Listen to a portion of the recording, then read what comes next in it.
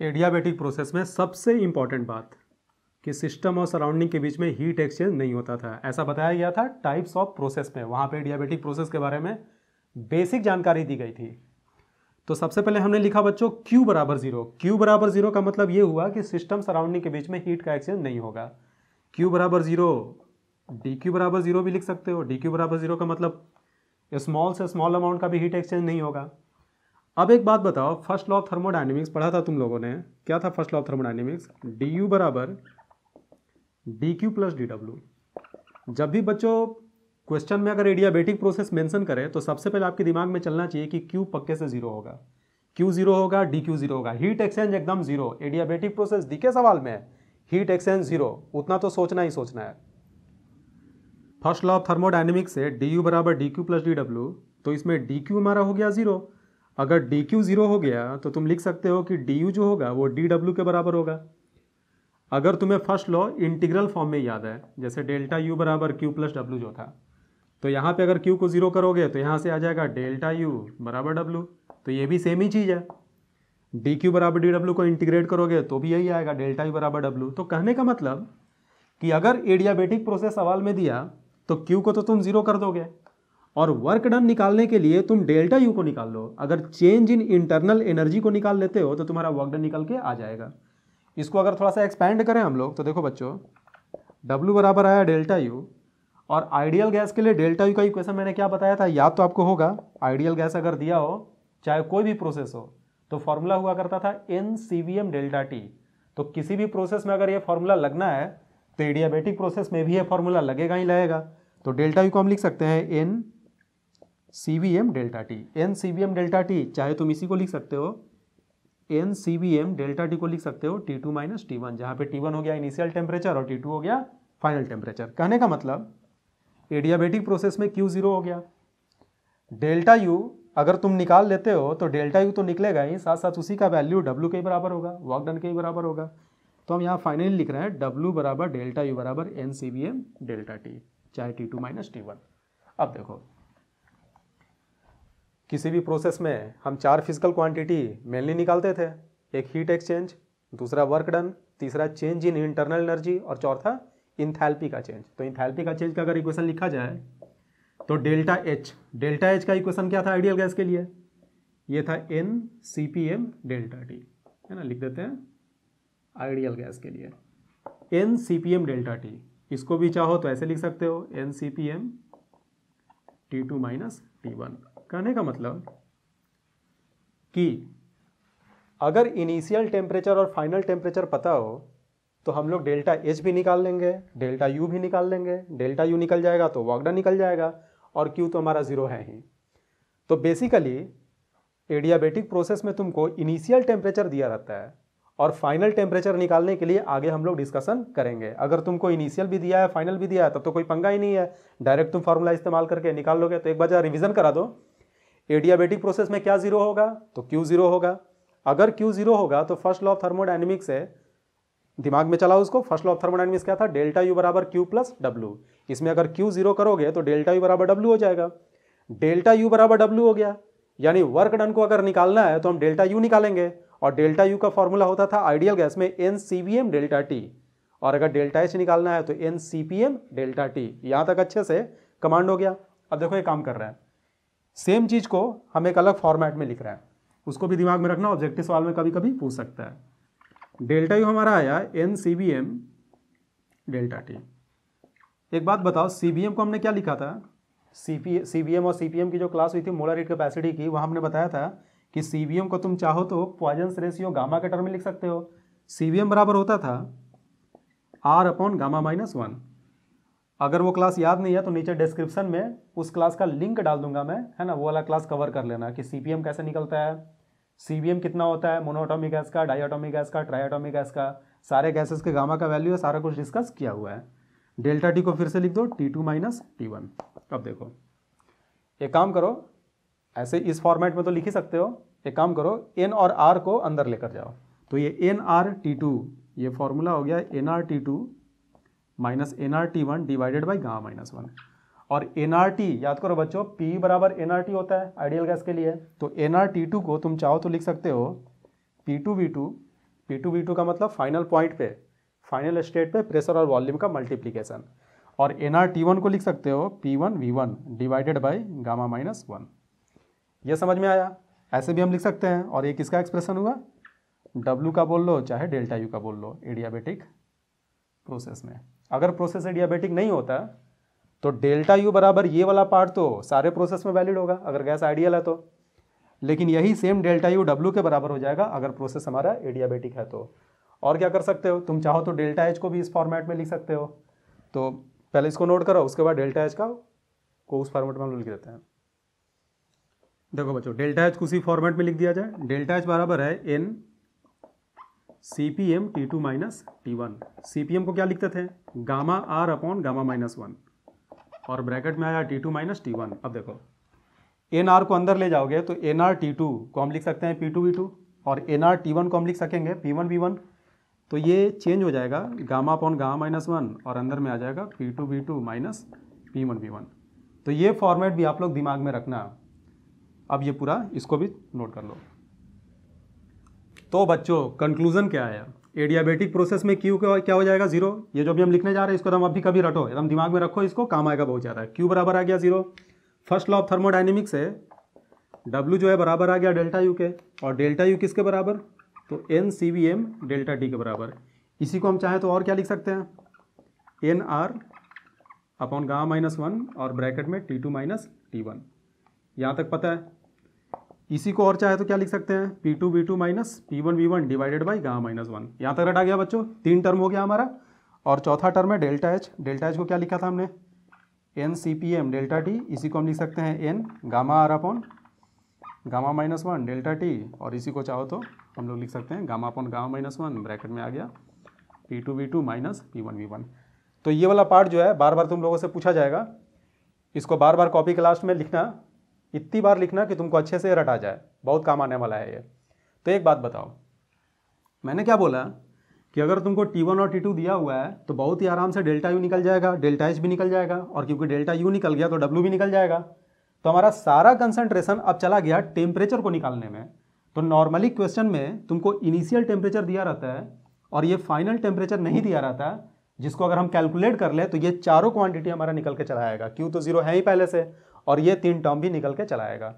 तो हम आगे क्या देखने जा रहे हैं? आगे का सारा डिस्कशन हमारा रिवर्सिबल और इरिवर्सिबल प्रोसेस में ये फाइनल टेम्परेचर को कैसे निकालोगे उस पर सेंटर्ड रहेगा। तो नोट कर लीजिए इसको, चाहे नोट कर ही लिए हो, अलग से अगर नोट करना है तो एक बार नोट कर लो, जिससे तुमको याद करने में सहूलियत हो। बढ़ते हैं आगे, हेडिंग 2 रिवर्सिबल प्रोसेस। और फिर से हम स्टार्ट कर रहे हैं फर्स्ट लॉ ऑफ थर्मोडायनेमिक्स से। बताते जाओ, बोलते जाओ, तुम लोग जैसे जैसे लिखते जाएंगे तुम लोग अपने दिमाग में बोलते जाना। फर्स्ट लॉ ऑफ थर्मोडायनेमिक्स क्या है? du बराबर dq प्लस dw। और बताओ एडियाबेटिक प्रोसेस में इसमें से किसको 0 कर दिया जाए? dw को? du को? नहीं, किसको? dq को। तो dq को हमने 0 कर दिया, बचा क्या? du बराबर dw। अब एक काम करो, यहाँ पे अब हम आइडियल गैस का कंडीशन लगाने जा रहे हैं। तो आइडियल गैस के केस में du को क्या लिख सकते हो? NCVm dt हम लिख सकते हैं चाहे तो। dw को हम लिख सकते हैं by definition P external into dV। और दिमाग में रखना हमने कौन सा कंडीशन लिया है? आइडियल गैस का। अब देखो, प्रोसेस तो हमारा रिवर्सिबल है। अगर रिवर्सिबल प्रोसेस है तो बता सकते हो P एक्सटर्नल को किसे रिप्लेस कर सकते हैं? याद करो रिवर्सिबल इरिवर्सिबल की क्लास में P एक्सटर्नल P इंटरनल के बराबर होता था रिवर्सिबल में, और इरिवर्सिबल में बराबर नहीं होता था। तो हम चाहें तो इस P एक्सटर्नल को P इंटरनल से रिप्लेस कर सकते हैं क्योंकि प्रोसेस दिया हुआ है रिवर्सिबल। तो ये हो गया NCVm dt बराबर माइनस P टाइम्स dV, क्योंकि प्रोसेस क्या दिया हुआ है? रिवर्सिबल। अब देखिए, आइडियल गैस तो है नहीं, आइडियल गैस में P का वैल्यू आप क्या रखोगे? ये तो याद ही है ना? प्रेशर बराबर क्या? nRT by V. P बराबर nRT से P बराबर आ जाएगा nRT बाई वी इंटू हो गया dV। n से n कट गया दोनों साइड से, बताते जाओ, n से n कट गया। अब देखो यहाँ dt है, तो अगर dt है तो टेम्परेचर वाले पार्ट को यहाँ लाएंगे। अब इसके पास बस इंटीग्रेशन है, इंटीग्रेशन बस करा रहे हैं। अगर यहाँ dt है तो टेम्परेचर को हम लेफ्ट साइड में लाएंगे, तो देखो क्या बचा? n तो कट चुका, यहाँ पे बचा CVm dt अपॉन टी बराबर माइनस n कट चुका है, टेम्परेचर लेफ्ट साइड में चला गया, बचा r को लिख दिया हमने, और क्या बचा? dv upon V, dv upon V. अब तुम चाहो तो इधर भी इंटीग्रेशन ले सकते हो, इधर भी इंटीग्रेशन ले सकते हो, ले लिया जाए। इंटीग्रेशन ले लिया जाए, इंटीग्रेशन तो नहीं आता है, नहीं आता है ना। CVM dt अपॉन टी का इंटीग्रेशन कर दिया हमने, यहाँ पे क्या लिखा हमने -r dv अपॉन v। बहुत आसान इंटीग्रेशन है, सबको आता है। और ये तो कितनी बार रिपीट हुआ है ना, आइसोथर्मल में भी 1/x का इंटीग्रेशन ln x आया था, बहुत सारे चैप्टर में वाला बहुत ही कॉमन है। ये तो 1/x का इंटीग्रेशन ln x होता है। तो अगर इनिशियल टेम्परेचर T1 ले लें, उस समय का वॉल्यूम हमने ले लिया V1, फाइनल टेम्परेचर में ले लिया T2 और फाइनल वॉल्यूम ले लिया V2। तो देखो यहाँ पे क्या आया, CVM 1/t का इंटीग्रेशन ln t होगा, लिख दिया हमने ln t। चाहे तो हम लोग यहाँ पे डायरेक्ट भी लिख सकते थे, लेकिन चलो डिटेल में ही करते हैं। लोअर लिमिट T1 हो गया, अपर लिमिट T2 हो गया, -r 1/v का इंटीग्रेशन आएगा ln v, यहाँ V1 हो गया, यहाँ V2 हो गया, सही है। अब यहाँ पे हम लोग रख रहे हैं अपर लिमिट और लोअर लिमिट को। कैसे रखते हैं, अपर लिमिट को यहाँ रखो, फिर माइनस का साइन दो, फिर लोअर लिमिट को यहाँ पे रखो। तो ये क्या हो जाएगा, ये हो जाएगा ln t2 minus ln t1 बराबर -r। सिमिलरली यहाँ पे आ जाएगा ln v2 minus ln v1। अब हम इसे लिख सकते हैं CVM ln m minus ln n। तो ये क्या बन जाएगा, ln m बटा, पढ़े होगे मैथ्स में ये, ln m minus ln n बराबर ln m बाई n। गलती से भी यहाँ लॉग मत लिखना, 1/t का इंटीग्रेशन ln t होगा, log t नहीं होगा। 1/t का इंटीग्रेशन ln t होता है, एक्सपोनेंशियल बेस में जाता है। तो यहाँ से इस वाले फॉर्मूले से हम चाहे तो लिख सकते हैं ln t2 minus ln t1 को ln t2 upon t1 minus r ln, इसे लिख सकते हो v2 अपॉन v1। ये आ गया। अब देखो ln के आगे में CVM है, अगर CVM को अंदर भेजोगे तो वो पावर में चला जाएगा। तो इसे हम लिख सकते हैं ln t2 अपॉन t1 का पावर CVM बराबर, इसे क्या लिख सकते हैं, -r को अंदर भेज दो, तो ये हो जाएगा ln v2 अपॉन v1 का पावर -r। अब देखो दोनों साइड से बोलने को हम लोग बोलते हैं कि ln कैंसिल हो जाएगा, बात वो नहीं होती है। बात ये होती है कि अगर दो नंबर का लॉग सेम है, चाहे ln सेम है, तो वो दोनों नंबर भी सेम होगा। तो यहाँ से ln को हम लोग अगर हटा दें तो बचेगा t2 अपॉन t1 का पावर CVM बराबर। अब एक काम करो, यहाँ पे माइनस को अगर तुम यहाँ पे लाओगे, ln तो हट ही चुका है, अगर माइनस को तुम यहाँ पे लाओगे तो ये रेसिप्रोकल हो जाएगा। किसी भी नंबर का पावर -1 होता है तो उसका जो रिजल्ट आता है वो नंबर रेसिप्रोकल हो जाता है। तो ये -1 को अगर तुम नीचे ले जाओगे तो ये हो जाएगा v1 बाई v2 का पावर r। यहाँ तक आपको अभी नोट करना है। एक बार फिर से समझा देते हैं 23 से। एडियाबेटिक प्रोसेस है तो dq 0 होगा, फर्स्ट लॉ ऑफ थर्मोडायनेमिक्स में हमने dq को 0 कर दिया, बचा du बराबर dw। du का वैल्यू आइडियल गैस में लिखोगे n CVM dt और dw लिखोगे -p एक्सटर्नल dv, क्योंकि रिवर्सिबल है तो p एक्सटर्नल को इंटरनल प्रेशर p से रिप्लेस कर सकते हो। p यानी गैस का प्रेशर, इंटरनल यानी गैस का प्रेशर, p को लिख सकते हो आइडियल गैस के लिए nRT बाई v। और n कट गया, इसे हमने रीअरेंज किया, टेम्परेचर को dt वाले साइड में लेगा, वॉल्यूम को d वाले साइड में, और उसके बाद हमने इंटीग्रेट करा तो फाइनली हमारे पास ये वाला इक्वेशन आ गया। इसको एक बार खुद से भी कर लो ताकि तुमको इस इंटीग्रेशन पे एटलीस्ट कमांड हो जाए। नोट करो इसको। अब यहां से देखो जरा, क्रॉस मल्टीप्लीकेशन कर रहे हैं तो T2 का पावर CVM और यहाँ V2 का पावर R है, V2 को लेफ्ट साइड में ले आओ और इस T1 को राइट साइड में ले जाओ। तो आएगा क्या, T2 का पावर CVM इंटू V2 का पावर R बराबर T1 का पावर CVM इंटू V1 का पावर R। अब इस पर थोड़ा कंसंट्रेट करो, ये देखो क्या लिखा हुआ है। इनिशियल पॉइंट पे 1 का मतलब इनिशियल स्टेट और 2 का मतलब फाइनल स्टेट। तो आप नोटिस कर रहे हो कि इनिशियल स्टेट पे t का पावर CVM v का पावर r का मल्टीप्लिकेशन फाइनल स्टेट के t का पावर CVM v का पावर r के मल्टीप्लिकेशन के बराबर है। और इनिशियल स्टेट फाइनल स्टेट, एक एडियाबेटिक प्रोसेस में तुम चाहो तो किसी भी दो पॉइंट को इनिशियल फाइनल ले सकते हो। तो हम यूं बोलें, मान लो एक एडियाबेटिक प्रोसेस है, तुम अगर इतना ही दूर का एडियाबेटिक प्रोसेस कंसिडर कर रहे हो तो यहाँ पे अगर टेम्परेचर T1 है, वॉल्यूम V1 है, और यहाँ का टेम्परेचर T2 है, वॉल्यूम V2 है, तो तुम लिख सकते हो T1 का पावर CVM V1 का पावर R बराबर T2 का पावर CVM V2 का पावर R। अब तुम क्या करो, मान लो ये वाला पॉइंट को इनिशियल ले लो और यहाँ पे एक दूसरा पॉइंट है जिसको तुम फाइनल ले रहे हो और इसका टेम्परेचर है T3, वॉल्यूम है V3। तो जो ये तुमने एक्सप्रेशन लिखा है इन दोनों के लिए, अब तुम सेम एक्सप्रेशन इन दोनों के लिए लिख सकते हो। तो तुम क्या लिखोगे, T2 का पावर CVM V2 का पावर R, और ये टर्म बराबर हो जाएगा इस पॉइंट के सेम एक्सप्रेशन के, यानी T3 का पावर CVM इंटू V3 का पावर R। सिमिलरली अगर तुम इस पॉइंट को किसी चौथे पॉइंट से कंपेयर करो तो उस पॉइंट का भी T4 का पावर CVM इंटू V4 का पावर R बराबर हो जाएगा इन सभी के। तो हम ये कमेंट कर सकते हैं कि इस एडियाबेटिक प्रोसेस में तुम कोई भी पॉइंट ले लो, उस पॉइंट का T का पावर CVM इंटू V का पावर R का जो वैल्यू होगा वो सेम होगा। ये जितना पॉइंट तुम देख रहे हो, इस पे जितना इनफाइनाइट पॉइंट जो होगा, उन सारे पॉइंट्स का अगर तुम टेम्परेचर और वॉल्यूम कैलकुलेट करके ये एक्सप्रेशन कैलकुलेट करते हो तो अलग अलग आने वाला नहीं है, सेम आने वाला है। ये हमने प्रूव करा इस डेरिवेशन से। तो यहाँ से कंक्लूजन ये निकलता है, ऐसा ही देखो वहाँ भी किया जाता था। अगर गैसीय स्टेट अच्छे से पढ़े होगे तो वहाँ भी तुम देखते होगे कि अगर PV कांस्टेंट होता है तो लिखा जाता है P1 V1 बराबर P2 V2 बराबर P3 V3। सेम वही चीज़ है, हमने इस चीज़ को प्रूव कर दिया और इसके बाद हम ये वाला चीज़ लिख रहे हैं P1 V1 बराबर P2 V2 बराबर P3 V3 है। इट मीन्स कि P बराबर कांस्टेंट होगा सारे पॉइंट्स पे। तो हम लोग यहाँ लिख सकते हैं, यहाँ से ये जो रिजल्ट आया यहाँ से हम लिख सकते हैं, हेंस यहाँ से प्रूफ हुआ कि T का पावर CVM इंटू V का पावर R जो है ये कांस्टेंट है, ये कांस्टेंट है।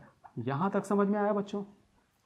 अब एक बात बताओ, CVM क्या होता है? CVM का वैल्यू होता है R upon gamma minus 1। Value put कर दो यहाँ पे, देखो क्या आएगा, T का पावर CVM को हमने लिखा R upon gamma minus 1 into V का पावर R बराबर कांस्टेंट के। देखो हम करना क्या चाह रहे हैं, हमारा मकसद ये है कि टेम्परेचर का पावर यूनिटी आ जाए, यानी टेम्परेचर का पावर 1 आ जाए। तो टेम्परेचर का पावर 1 लाने के लिए अगर हम ये जो पावर पहले से है इसके रेसिप्रोकल से मल्टीप्लाई कर दें, R अपॉन गामा माइनस 1 है, इसका रेसिप्रोकल क्या होगा, गामा माइनस 1 अपॉन R होगा। तो एक काम करो, LHS और RHS दोनों side gamma minus 1 upon R का पावर हम डालते हैं, देखते हैं क्या होता है। अगर हम दोनों साइड, पहले इसको लिख लेते हैं 10 का 10, R upon gamma minus 1 into V का पावर R, और इसका पावर देखो बच्चों हम क्या डाल रहे हैं, गामा माइनस 1 अपॉन R बराबर RHS में भी यही काम करोगे, K का power gamma minus 1 upon R। यहाँ तक पहले नोट कर लो, उसके बाद उधर मिटाकर आगे लिखते हैं हम। तो बड़े आगे देखो, गामा माइनस 1 अपॉन R, अगर ये अंदर आएगा तो गामा माइनस 1 से गामा माइनस 1 कट गया, R से R कट गया, तो केवल T बचा।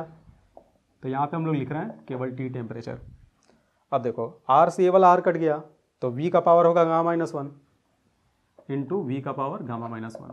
RHS में K तो पहले से कांस्टेंट था, R गैस कांस्टेंट होता है, और किसी भी क्वेश्चन में अगर कोई गैस फिक्स है तो उस गैस का गामा भी फिक्स होगा, यानी K कांस्टेंट और इसका पावर भी कांस्टेंट। तो कांस्टेंट का पावर कांस्टेंट मिलकर एक नया कांस्टेंट K डैश दे देगा। हमने यहाँ पे K डैश ऐसे लिख दिया। तो देखो क्या इक्वेशन आ गया, T V का power gamma minus 1 is equal to constant, एक नया इक्वेशन आ गया। तो ये देखो ये रिकॉग्नाइजेबल फॉर्मेट है, ये इक्वेशन तुम फिजिक्स में भी देखे होगे, केमिस्ट्री में भी तुमको यही याद करना है। एक और बात, अगर तुमसे पूछा जाए कि ये कांस्टेंट और ये कांस्टेंट क्या सेम है, क्या दोनों का वैल्यू सेम है, तुम्हारा आंसर होगा नहीं। ये कांस्टेंट जो है, ये कांस्टेंट को हमने K एज्यूम करा था, और ये कांस्टेंट K डैश है, और ये K डैश बराबर है K to the power gamma minus 1 upon R के, यानी दोनों आपस में बराबर नहीं है। तो हमारा इक्वेशन आ गया T टाइम्स V का पावर गामा माइनस 1 बराबर कांस्टेंट। अगर मैं तुमसे पूछूं कि ये इक्वेशन तुम कहाँ पे अप्लाई करोगे, तो तुम क्या आंसर करोगे? अगर क्वेश्चन में एडियाबेटिक प्रोसेस दिया है तो तुम अप्लाई कर सकते हो, बिल्कुल मस्त तुम अप्लाई कर सकते हो। अगर क्वेश्चन में एडियाबेटिक प्रोसेस तुम देख लिए तो क्या तुम पक्के से इसको अप्लाई कर दोगे मस्त एकदम? बोलो नहीं, आंसर है नहीं। अगर क्वेश्चन में एडियाबेटिक प्रोसेस दिया हो उतना ही सफिशिएंट नहीं है इस इक्वेशन को इस्तेमाल करने के लिए। ये बहुत ही इंपॉर्टेंट पॉइंट हम बता रहे हैं। ये इक्वेशन जो डिराइव हुआ है ये रिवर्सिबल प्रोसेस में डिराइव हुआ है। तो क्वेश्चन जो भी है एडियाबेटिक प्रोसेस तो रहना ही चाहिए, साथ साथ अगर रिवर्सिबल लिखा रहे तभी तुम ये फॉर्मूला इस्तेमाल कर पाओगे। अगर सवाल में किसी भी तरीके से ये इंफॉर्मेशन पुश करने की कोशिश कर रहा है कि जो हमारा प्रोसेस है वो रिवर्सिबल नहीं बल्कि इरिवर्सिबल है, तो तुम ये फॉर्मूला अप्लाई नहीं कर सकते हो। तो इस पर हम लोग न्यूमेरिकल आगे करेंगे, तो इन चीज़ों को हम अच्छे से कंसंट्रेट करके बताएंगे, लेकिन अभी भी इस चीज़ को दिमाग में रखोगे। तो ये फॉर्मूला कब आया, बगल में लिख दे रहे हैं, इन रिवर्सिबल एडियाबेटिक प्रोसेस। किसके लिए आया? For an ideal gas. तो बच्चों टफ लग रहा है क्या? टफ नहीं है। क्यों टफ नहीं है? क्योंकि हमारा हर लाइन जो है पहले के लाइन से जुड़ा हुआ है, हर लाइन को एक्सप्लेन किया जा रहा है पहले के लाइन से। तो अगर आपको ये टफ लग रहा है, अगर ऐसा लग रहा है कि सारा इन्फॉर्मेशन दिमाग में नहीं जा रहा है एक साथ, तो इसको बार बार लिखोगे और एक बार जब तुम ये सारा डेरिवेशन खुद से कर लेते हो तो तुमको मस्त वाला कॉन्फिडेंस आ जाएगा, खतरनाक वाला कॉन्फिडेंस आ जाएगा। और अभी तो शुरू हुआ है, अभी तो और मजा आएगा। देखो आगे, अब देखो क्या कर रहे हैं हम लोग, टेम्परेचर और वॉल्यूम रिलेशन आ गया। अब टेम्परेचर को रिप्लेस करा जाए, सेम वही आइडियल गैस है, P बराबर NRT, तो T को क्या लिख सकते हो, T बराबर हो जाएगा PV अपॉन NR इंटू बचा क्या, V का पावर गामा -1 बराबर कांस्टेंट। इस कांस्टेंट को देखो हम लोग फिर से के ही ले रहे हैं, साथ साथ दिमाग में रखना है ये वाला के और ये वाला के दोनों सेम नहीं है, ये दोनों के अलग अलग है। ये के डैश था, उसी के डैश को हमने के फिर से एज्यूम कर लिया, ये डिफरेंट कांस्टेंट है। क्यों? क्योंकि कांस्टेंट को हमेशा हम कहीं से रिप्रेजेंट करते हैं, इसका मतलब ये थोड़ा है कि सारा कांस्टेंट सेम ही हो जाएगा। देखा जाए, अब देखो P इंटू वी का पावर क्या है 1 और यहाँ V का पावर है गामा -1, तो अगर तुम दोनों को मर्ज करोगे तो पावर ऐड हो जाएगा। पावर अगर ऐड होगा तो V का पावर क्या आएगा, यहाँ पे 1 है और ये गामा -1, तो 1 से -1 कट गया, बचा केवल गामा। कितना आसान तो है, K इंटू NR को RHS में भेजो तो NR से हो जाएगा मल्टीप्लाई। अब फिर से P V का पावर गामा बराबर K टाइम्स NR, K भी कांस्टेंट, मोल भी कांस्टेंट, R भी कांस्टेंट, ये सारा का सारा मिलकर एक नया कांस्टेंट दे देगा जिसे हम लोग सीधे कांस्टेंट लिख रहे हैं। और ये कांस्टेंट सेम नहीं है, सारा कांस्टेंट अलग अलग है। P V का पावर गामा, नया इक्वेशन आ गया। रिवर्सिबल एडियाबेटिक प्रोसेस में अगर टेम्परेचर वॉल्यूम के बीच में रिलेशन तुमको पूछे तो तुम्हारा इक्वेशन होगा T इंटू वी का पावर गामा -1। अगर प्रेशर वॉल्यूम में रिलेशन पूछे तो इक्वेशन होगा PV का पावर गामा बराबर कांस्टेंट। ये भी किस में एप्लीकेबल है, इन reversible adiabatic process for an ideal gas. क्या बचा बच्चों, हमारे पास कौन कौन सा टर्म होता है, प्रेशर वॉल्यूम और टेम्परेचर, जिसमें प्रेशर वॉल्यूम के बीच में रिलेशन आ गया, टेम्परेचर वॉल्यूम के बीच में भी रिलेशन आ गया, लेकिन प्रेशर टेम्परेचर में अभी हमारा रिलेशन नहीं आया है। तो हम क्या कर रहे हैं, अब हम लोग प्रेशर टेम्परेचर में चाहिए तो P तो यहाँ पे है ही पहले से, अगर हम वॉल्यूम को रिप्लेस कर दें तो हमारा काम हो जाए। तो अभी हम लोग रिप्लेस करते हैं, इसको पहले नोट करो। रिप्लेस किया जाए, इक्वेशन है P V का पावर गामा बराबर, कांस्टेंट को फिर से हम के ही ले लेते हैं, P टाइम्स वॉल्यूम को लिखोगे NRT बाई P का पावर गामा बराबर के P का पावर 1 और नीचे में P का पावर गामा, दोनों का अगर मर्ज करोगे तो रिजल्ट आएगा P का पावर 1 माइनस गामा।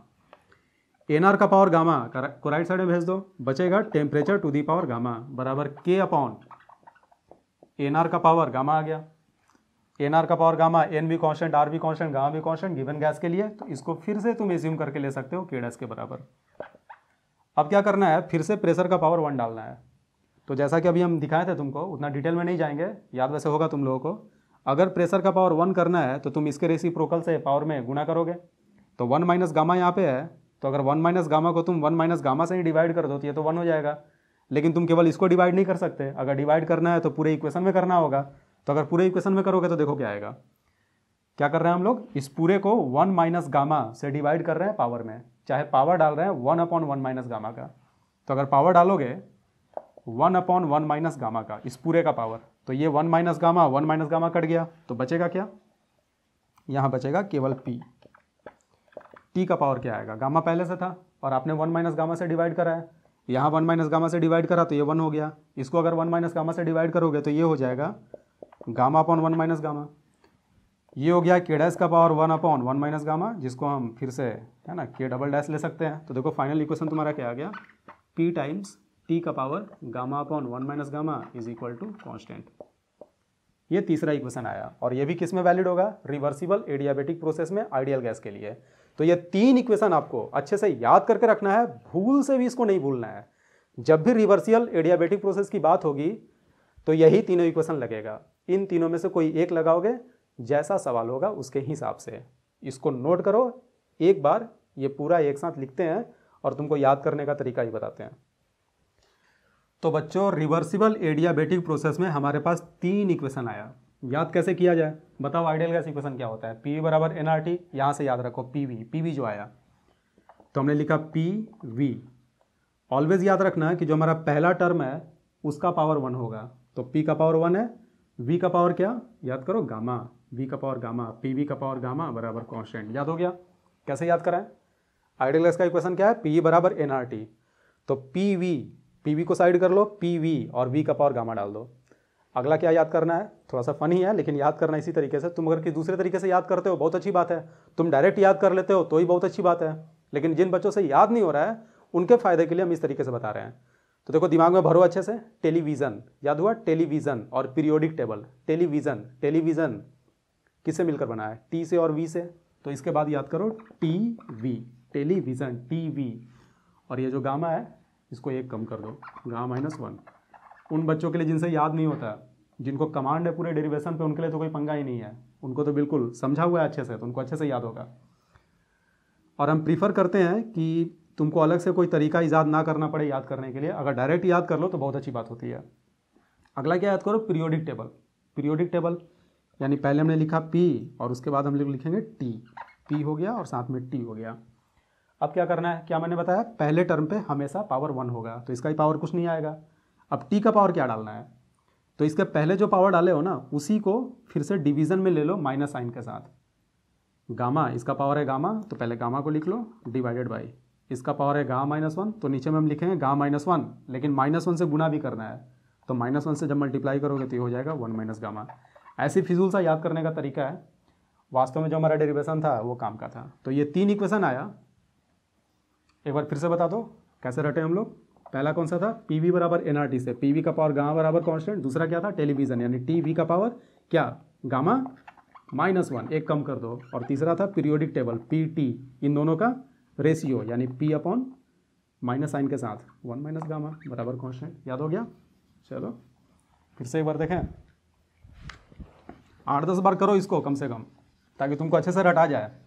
समझना और बात है, तुम्हारा एग्जाम में न्यूमेरिकल तभी बनेगा जब तुमको रटा हुआ रहेगा, यानी समझ के अच्छे से रट जाओ। क्या इक्वेशन है, पहला कौन सा था, PV का पावर गामा बराबर कांस्टेंट। दूसरा क्या है, TV, टेलीविज़न TV का पावर गामा -1 कांस्टेंट। तीसरा पीरियोडिक टेबल यानी P टाइम्स T और इन दोनों का दोनों का रेशियो माइनस साइन के साथ, गामा अपॉन 1 माइनस गामा बराबर कांस्टेंट। कमांड हो गया होगा, मिटाते हैं इसको आप लोग लिख लो ये वाला, और साइड में क्या लिख दोगे, सबसे इंपॉर्टेंट चीज़ ये है, only applicable for reversible important है, only applicable for reversible adiabatic process in case of an ideal gas. तो सवाल में नॉर्मली आइडियल तो मेंशन नहीं करता है, आइडियल मेंशन नहीं करेगा और हमारे पास कोई चारा नहीं हो तो भी हम इसी को इस्तेमाल करेंगे, लेकिन रिवर्सिबल तो मेंशन पक्का करेगा। क्वेश्चन में ध्यान देना, रिवर्सिबल इरिवर्सिबल पे ध्यान देना। अगर इरिवर्सिबल लिखा है तो ये फॉर्मूला लगने वाला नहीं है, इसको नोट करो अच्छे से, ढंग से याद कर जाओ। और इसके बाद न्यूमेरिकल हम कराते हैं, जिसको तुम लोग पहले खुद से ही करने का प्रयास करना। देखा जाए बच्चों, देखो 1 mole of CO2 gas at 300 kelvin is expanded under reversible adiabatic condition. देखो रिवर्सिबल दिया हुआ है, रिवर्सिबल का मीनिंग ये हुआ कि हमने अभी जो भी डेरिवेशन किया वो सारा फॉर्मूला इस्तेमाल कर सकते हैं। एडियाबेटिक भी दिया हुआ है, such that its volume becomes 27 times, इसका वॉल्यूम जो है 27 गुना हो गया। अब देखो हम लोग यहाँ सोचेंगे क्या, इसका वॉल्यूम हो गया 27 गुना और इसका टेम्परेचर स्टार्टिंग का दिया हुआ है 300 केल्विन। तो आपको टेम्परेचर दिया हुआ है और वॉल्यूम दिया हुआ है, वॉल्यूम रिलेशन दिया हुआ है, तो टेम्परेचर वॉल्यूम के बीच का रिवर्सिबल एडियाबेटिक में रिलेशन क्या होता था। अभी हमने 3 एक्सप्रेशन लिखा था, 3 इक्वेशन लिखा था, तीनों में से टेम्परेचर वॉल्यूम के बीच का रिलेशन कौन सा था, ये खुद से तुम पूछो। तो हमारा फॉर्मूला था TV का पावर गामा -1 बराबर कांस्टेंट, ये रिलेशन आया था टेम्परेचर वॉल्यूम के बीच का। अब इसको इस्तेमाल कैसे करेंगे, तो देखो वॉल्यूम जो है 27 गुना हो गया, बोल रहा है calculate final temperature and work done by the gas. Final temperature, वैसे भी हमको पता है कि अगर फाइनल टेम्परेचर निकल जाए तो work done, delta U, delta H, चारों निकल जाएगा, चारों का फॉर्मूला हम लोगों को याद है। तो अगर हम फाइनल टेम्परेचर निकाल लें यानी T2 निकाल लें, इनिशियल टेम्परेचर कितना दिया है 300, इट मीन्स कि ये जो भी एक्सप्रेशन है इसे हमें T1, T2, V1, V2 के टर्म में लिखना होगा। तो अगर TV का पावर गामा -1 कांस्टेंट है पूरे प्रोसेस के दौरान, तो इनिशियल स्टेट और फाइनल स्टेट पे भी कांस्टेंट होगा। तो इसे हम क्या लिख सकते हैं, इसे लिख सकते हैं T1 V1 का पावर गामा -1 बराबर T2 V2 का पावर गामा -1। जब भी तुमको इनिशियल फाइनल में रिलेशन दिया हो, चाहे रिलेशन निकालना हो, चाहे इनिशियल देकर फाइनल पूछ रहा हो, चाहे फाइनल देकर इनिशियल पूछ रहा हो, तो तुम 1 और 2 में इक्वेशन को लिखने का प्रयास करोगे, इस चीज़ को दिमाग में रखो।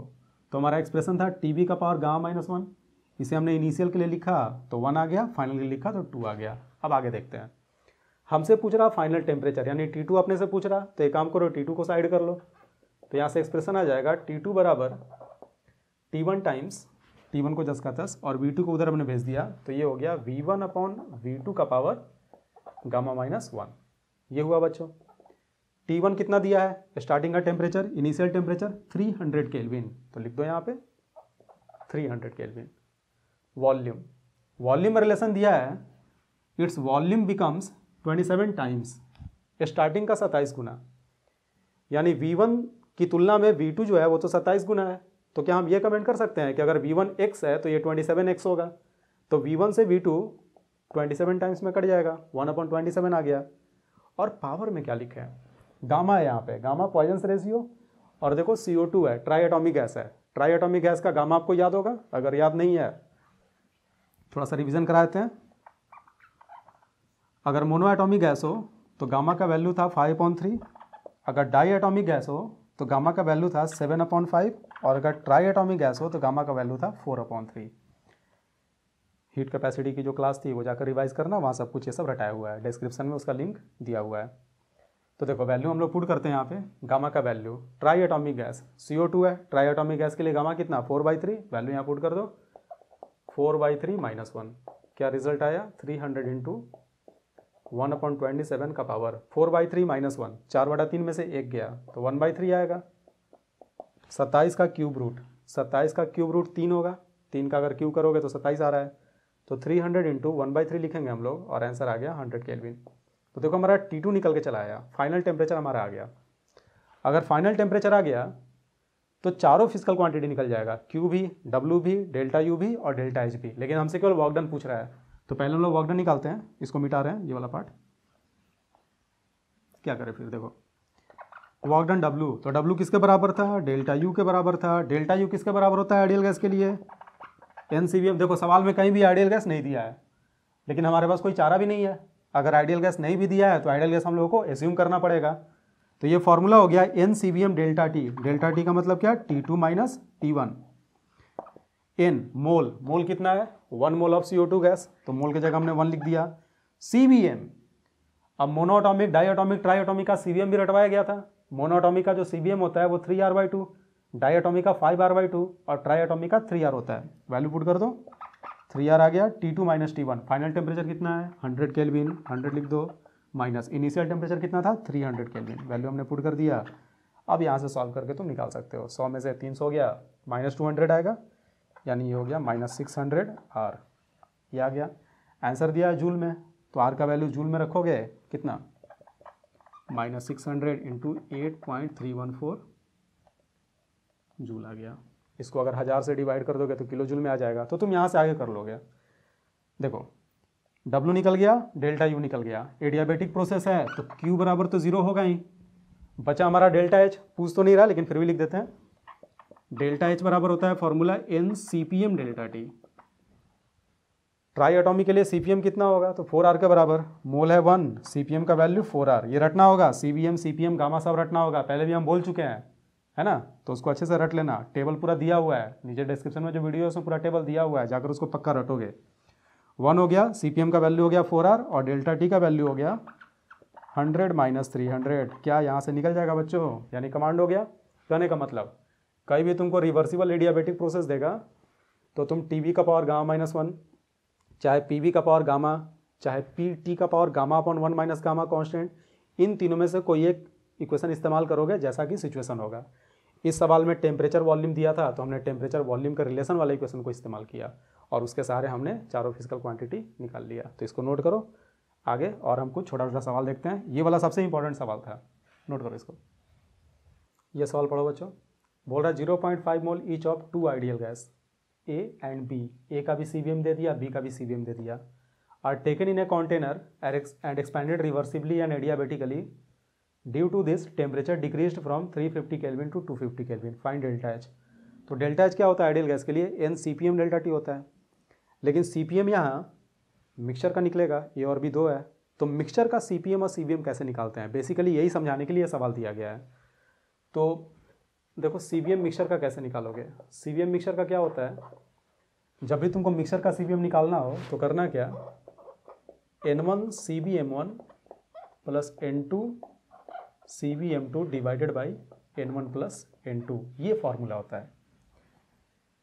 मोल को CVM से मल्टीप्लाई करो पहले वाले गैस के लिए, फिर दूसरे वाले गैस के लिए भी सेम काम करो, इसको डिवाइड कर दो टोटल नंबर ऑफ मोल से।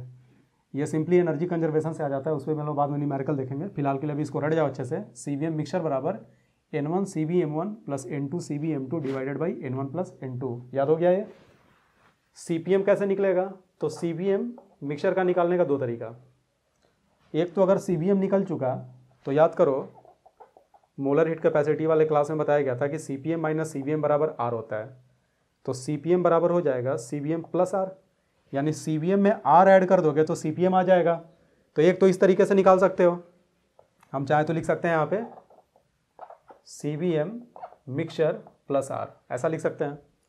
दूसरा तरीका है बिल्कुल इसी तरीके से, तुम चाहो तो CPM का भी एक्सप्रेशन लिख सकते हो, जहाँ जहाँ CVM है वहाँ CPM आ जाएगा। यानी क्या लिख सकते हो, N1 CPM1 plus N2 CPM2 divided by N1 plus N2, ऐसे भी लिख सकते हो। तो इसको नोट कर लो, इसके बाद हम लोग इस सवाल को देखते हैं, है ना। इसको नोट कर लो, इसको अच्छे से याद कर लो। अब आगे देखते हैं सवाल।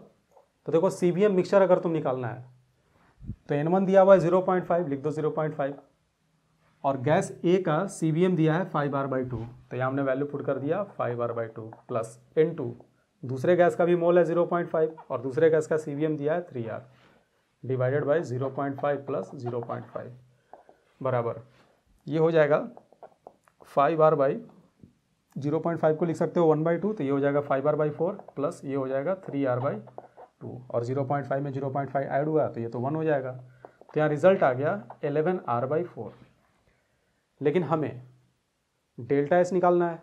डेल्टा एच बराबर क्या होता है, डेल्टा एच होता है N CPM delta T। Delta H में CPM आता है, तो तुमको मिक्सचर का CPM चाहिए। अभी मैंने बताया था कि अगर CVM निकल चुका है तो CPM तुम डायरेक्ट ऐसे निकाल सकते हो, CPM मिक्सचर बराबर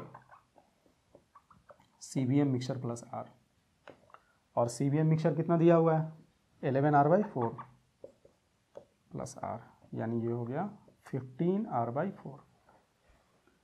वैल्यू पुट कर दो यहाँ पे। N मोल, मोल के जगह पे कितना लिखेंगे, मिक्सचर में कितना मोल है, टोटल मोल कितना है 0.5 मोल दोनों का, यानी टोटल हो गया 1 मोल 1। CPM दिया है मिक्सचर का 15R/4। Delta T final temperature minus initial temperature, final temperature है 250 केल्विन, इनिशियल टेम्परेचर है 350 केल्विन। लिख दिया हमने 250 केल्विन माइनस 350 केल्विन। एक चीज़ तुम लोग यहाँ नोटिस किए कि इस वाले क्वेश्चन में भले ही रिवर्सिबल और एडियाबेटिक दिया है, इसके बावजूद हमने जो 3 फार्मूला भी डिराइव किया था, PV का पावर गामा कांस्टेंट, TV का पावर गामा -1 कांस्टेंट और PT का power gamma upon 1 minus gamma constant, तीनों में से किसी को इस्तेमाल नहीं किया। उसका रीज़न क्या है, पिछले सवाल में तो इस्तेमाल किया था।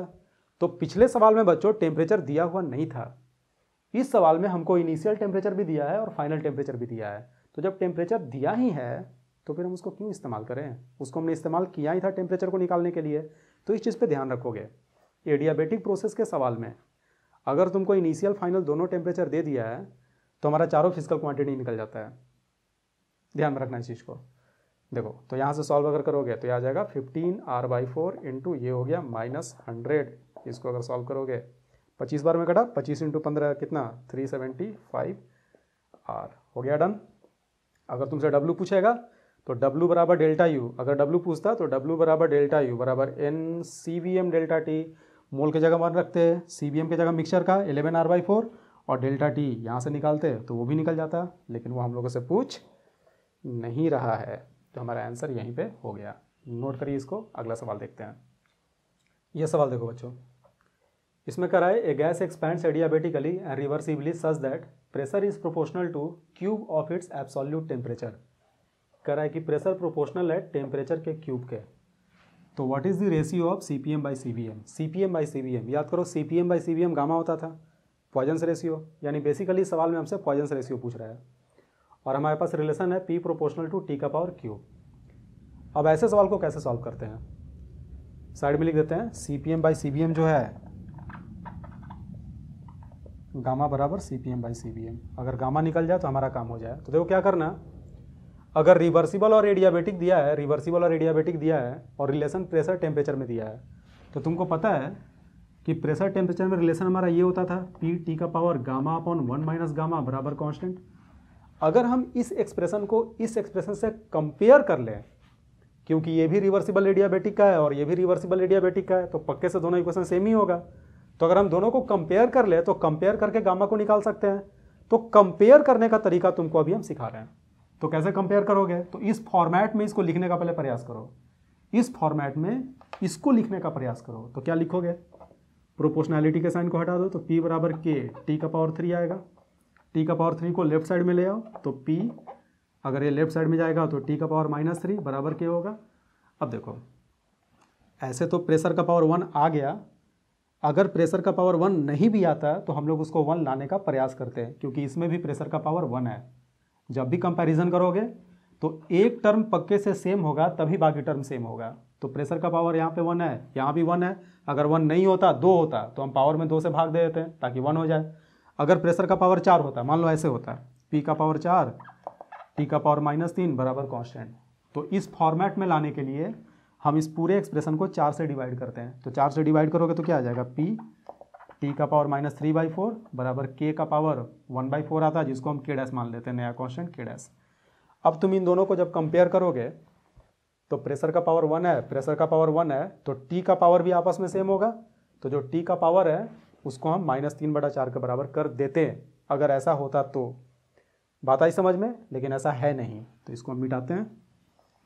रियलिटी में ये बहुत आसान है, P का पावर 1 पहले से ही है, हमको चेंज करने की कोई ज़रूरत नहीं है। तो अगर P का पावर 1 है, यहाँ भी P का पावर 1 है, तो ये पूरा एक्सप्रेशन सेम होगा, क्योंकि ये भी रिवर्सिबल एडियाबेटिक का है और ये भी रिवर्सिबल एडियाबेटिक का है। तो जैसे ही हम इन दोनों एक्सप्रेशन को सेम करेंगे तो T का जो पावर है वो भी सेम होना चाहिए। तो T का पावर को सेम करो, इसका पावर है -3 इज इक्वल टू, इसका पावर है गामा अपॉन 1 माइनस गामा। अब यहाँ से सॉल्व करके गामा निकाल लो, क्या आएगा, -3 + 3 गामा बराबर गामा। ये उधर चला गया तो 2 गामा बराबर 3 आया, तो गामा बराबर आ गया 3/2। ये आपका पॉइजन्स रेशियो हो गया। नोट कर लो इसको। तो प्यारे बच्चों, आज की क्लास हमारी यहीं पे समाप्त होती है। अच्छे से पढ़ना इसको। Reversible adiabatic process one of the most important part है थर्मोडायनेमिक्स का। इसका सवाल आपसे अब नहीं छूटना चाहिए, पक्के से एकदम इस सवाल को करना। इससे रिलेटेड जो भी सवाल हो उसको डेफिनेटली करना। तो हम लोग मिलते हैं अगले क्लास में। अगला क्लास भी इंपॉर्टेंट है, इनफैक्ट इससे ज़्यादा इंपॉर्टेंट है। अगले क्लास में हम लोग इरिवर्सिबल एडियाबेटिक प्रोसेस को एकदम पूरा खतरनाक डिटेल में देखेंगे, ऐसे जैसे कि उसका एक भी सवाल ना छूटे। तो आज के लिए गुड बाय।